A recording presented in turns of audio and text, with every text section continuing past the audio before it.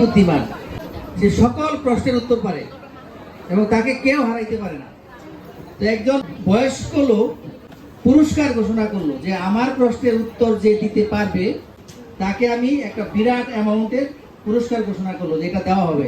তো যেহেতু সে খুবই বুদ্ধিমান ছেলে, সে এইবার ভাবছে এইবার এই পুরস্কারটা আমি অবশ্যই পারবো, কারণ ইতিপূর্বে আমি কখনো হারি নাই, আমাকে কেউ হারাইতে পারে নাই।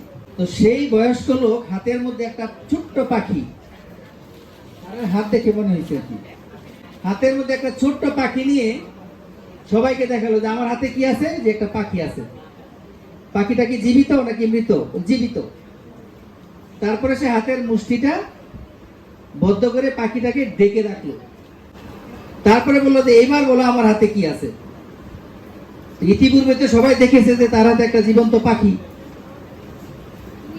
তো এবার সেই যে খুবই বুদ্ধিমান লোক, সে ভাবতেছে যে আমি যদি এবার বলি যে পাখি জীবিত আছে, আর সে যদি টিপ দিয়ে মেরে ফেলে, আর যদি বলি যে মারা গেছে, তাহলে তো সে জীবন্তটা খুলে দিবে। এখন সে তো আটকে গেল, সে তো উত্তর দিতে পারছে না। সে তো খুব ভাবনায় পড়ে গেল যে এইবার কি করবো, এইবার তো আমি হেরে গেছি। তো সে এইবার কিন্তু সত্যি সত্যি হেরে গেছে। তারপরে বললো যে এর উত্তর আপনি বলেন, এর উত্তর কি?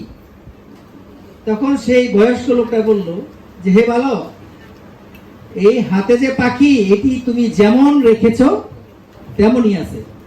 অর্থাৎ তুমি যদি এটাকে মেরে ফেলতে চাও তাহলে এটা মৃত, যদি এটাকে বাঁচিয়ে রাখতে চাও তাহলে সেটা জীবিত।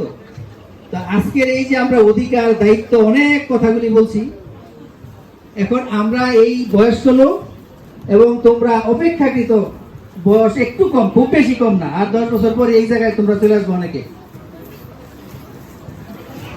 তা আমি এই উদাহরণটা দিলাম, আমরা তো শুনতে চাই না তোমরা কেমন থাকবে, আমরা তোমাদেরকে কেমন রাখবো। এটা কিন্তু এই বোথ পার্টিজের বিষয়, উভয় পক্ষের সম্মিলিত প্রচেষ্টার দরকার, ইচ্ছা দরকার। আমরা স্বপ্ন বলি, চিন্তা বলি, জীবনের লক্ষ্য উদ্দেশ্য বলি, মানুষ বলি, সব কিছুই বলি। তো এই স্বপ্নটা একটা, এটা থাকতে হবে।